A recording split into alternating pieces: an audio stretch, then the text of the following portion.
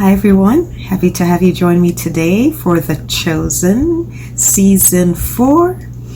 Today we'll be watching Episode 1 and let's go. Come and see. Nice production name, if that's the name of the production company. I like that. A young girl on a donkey. Oh, that must be Mary. 4 BC. As long as people pay, we don't ask questions. What business does someone from Nazareth have? You mean From Nazareth. Sometimes when a virgin gets sent away to stay with relatives for a while, it is because she's not. Oh, you are so crude. When a virgin gets sent away to stay with relatives. Definitely Mary. Elizabeth? Her cousin Elizabeth. And there's a baby leaping in her womb.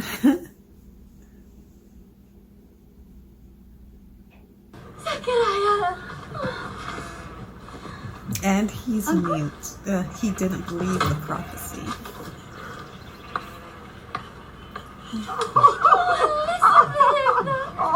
I'm in love with the production design. I'm also a filmmaker and this inspires me. The design, the set dressing, the construction, all of it. Motivates me to, continue developing my scripts with the hope to get into production. It is not cheap though. It's the thing keeping me from actually producing my own content right now. It's very, very expensive. Location is one aspect, but the sets, especially for a period piece and to have it look authentic, you have to build a lot of these things and it gets very pricey. I've written scripts of biblical stories, one, the Samaritan woman at the well, and I would have to construct the well. I'm in California, but there are no wells that have that appearance as it would for that time. So I would have to construct that. So budgets are very important. Investment, all of that. And he will go before him in the spirit and power of Elijah, to prepare the way for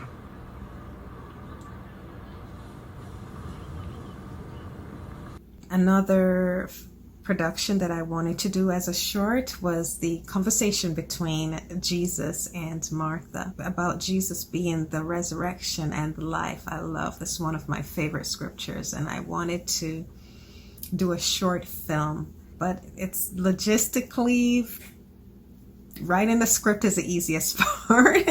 Having the budget to produce it is another thing.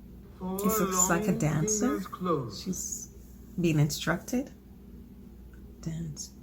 I wonder if this is Herod's stepdaughter.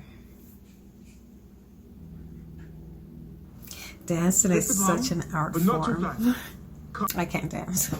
At least I can't dance well. Everyone can dance, but to dance well is a different ball game.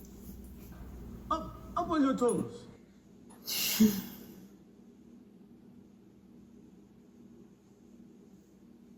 Slower. Make him wait. Make who wait? Herod? The whole dance, from the top. My queen. My queen. It must be perfect. Herod's wife. I think his wife was, one of his wife, that the marriage that John objected to was, the wife was his Herod's sister-in-law, his brother's wife.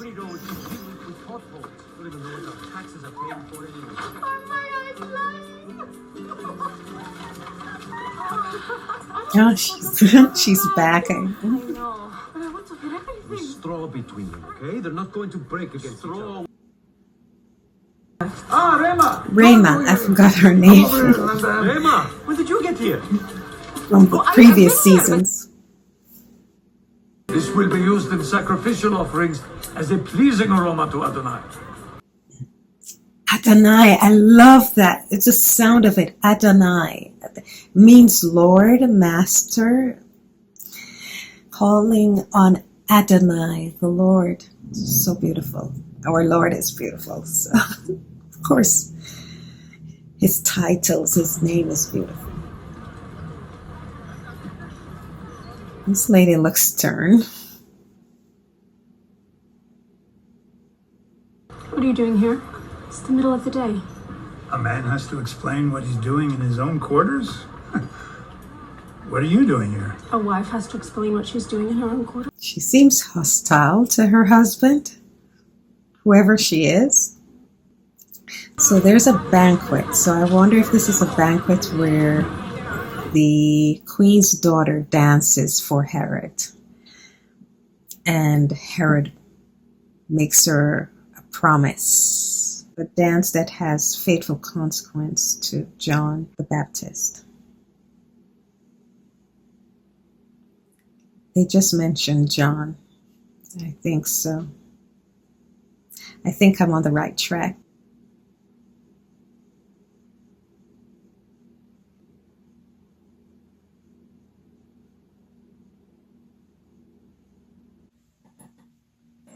Judas and Simon the shares in the Seventh. company in order to follow Jesus.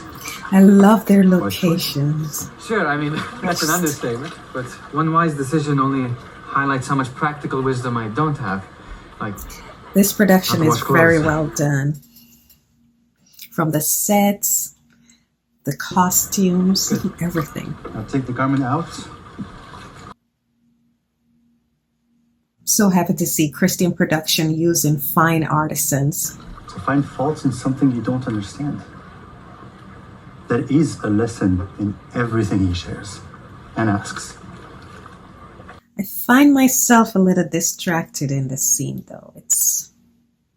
I think they're trying to present Judas as having a surface understanding to Jesus' teachings, and we see that juxtaposed with Simon the Zealot, how deep his understanding, how he's caught the underlying message of Jesus' teachings. Whereas Judas is just, well, I don't get this, or why is this? That's valid. But there are people who are new believers that don't have that deep understanding as yet. So I'm not faulting what the filmmakers are trying to present in that way. But I don't know what it is about the scene that doesn't. I admire the location. I admire the production design. I admire the setting, the set design, everything. But the scene doesn't grab me in the terms of what they're trying to say through the scene. I don't know if a more intimate setting would convey the gravitas and the surface better. I don't know. I'm not sure I follow. I left behind a way of life.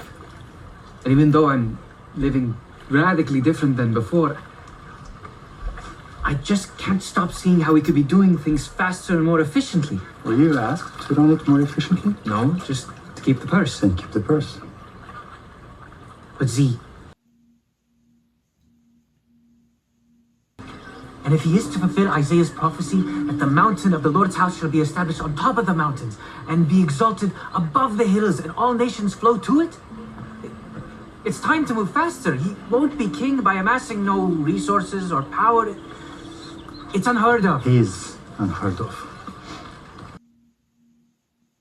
Now the scene interests me. Now that they're talking about the world's way of doing things, the world's way of seeing things, the way we see things, and why Jesus doesn't do it this way. Because, what could be accomplished if Jesus did it this way. Why, why are they in dire straits? Why are they without when they could have and progress their cause? And what's that cause? Messiah ruling. Remember, the disciples then, even the people waiting for the Messiah, saw the Messiah as a political king that would overthrow Rome's occupation. So that now it's the rhythm of the scene has picked up and the dialogue has caught my attention now. So yeah, they know what they're doing. The woman will wait outside. But I helped make the Tamara, just for the transaction. I'll stay back and watch over the cart with you. I was wondering why Tamara would be surprised that the Pharisees would not want her inside. Like, that's their patriarchal society. But I forgot she's not part of their culture.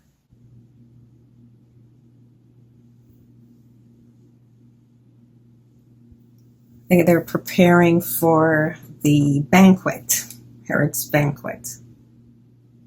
Who is this lady in red?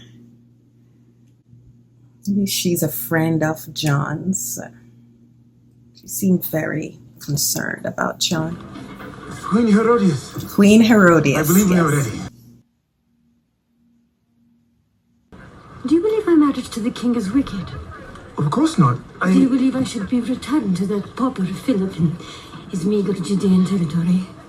And give up my marriage to Antipas, who rules the entire region? No, my queen. Why not?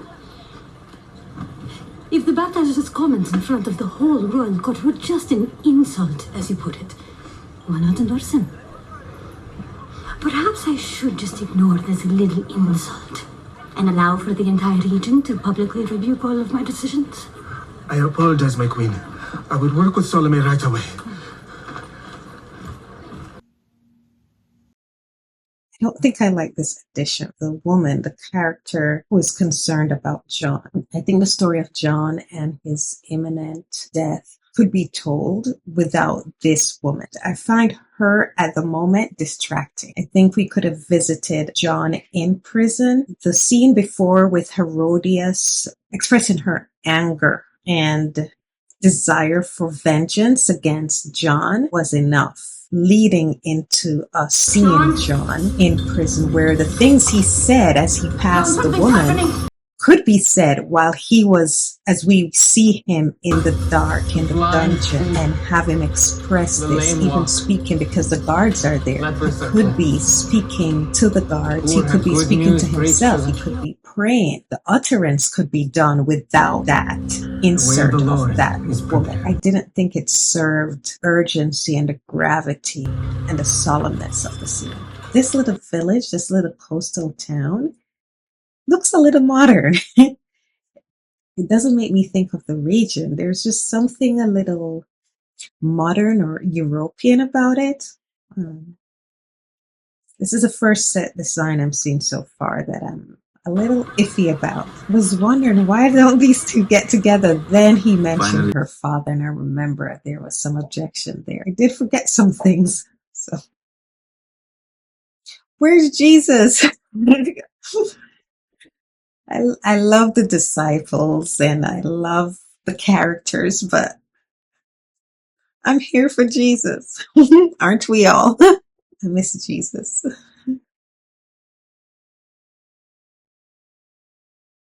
Oh, the banquet. She did promise to get him drunk. We're back to this woman. I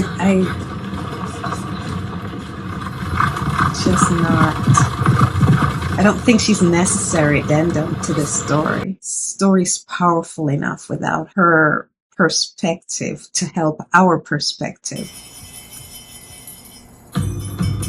It's a beautiful dance, but none of us were there, but I think the traditional dances are very beautiful and very seductive.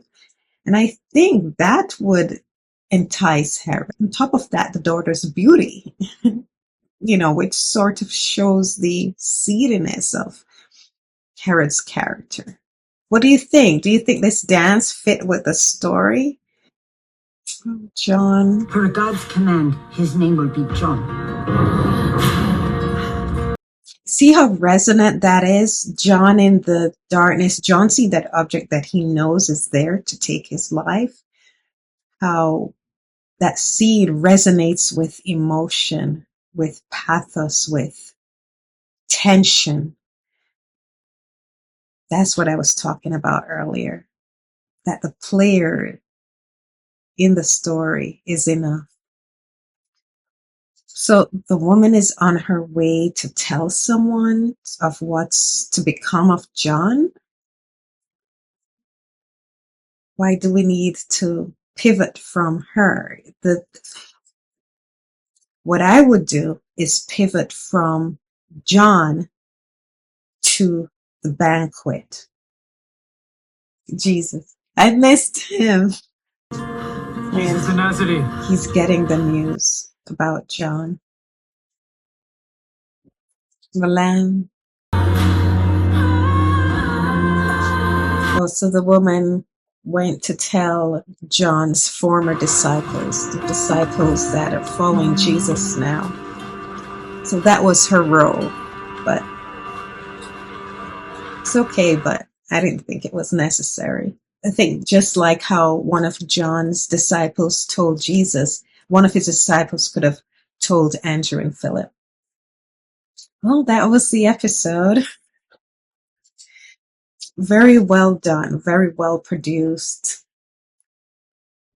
And I loved seeing the disciples again. I loved seeing Jesus again. I have to admit, this is not one of my favorite episodes. Usually the episodes move me beyond imagining. I was moved at the death of John. I was moved at Jesus's reaction. I was moved with Andrew's reaction. But the addition of the lady who brought the message to Andrew, I don't think that was necessary. It just added nothing to the story. It took away from the impact and the intimacy of the story, in my opinion. There's some stories that are more powerful. Sometimes less is more. And in this case, I think less was needed. But I'm looking forward to the other episodes. I loved seasons 1, 2, 3, loved all the episodes. And I think The Chosen is one of the best series ever on television. So I am looking forward to the episodes to come. And I love being in this world again. I think the production is wonderful. I think the actors are sublime. I'm very happy that The Chosen exists. I thank everyone who have a hand in bringing this to us, and I appreciate it. My critique is not meant to put the show down. I'm coming from the perspective of a filmmaker and also as a Christian, giving you my honest takes. So I hope you enjoyed the episode. I hope you enjoyed watching it along with me. I look forward to you joining me again for the next episodes. I'd love to hear your opinions. Please leave a comment below. I do read them and respond. So looking forward to hear from you. Bye.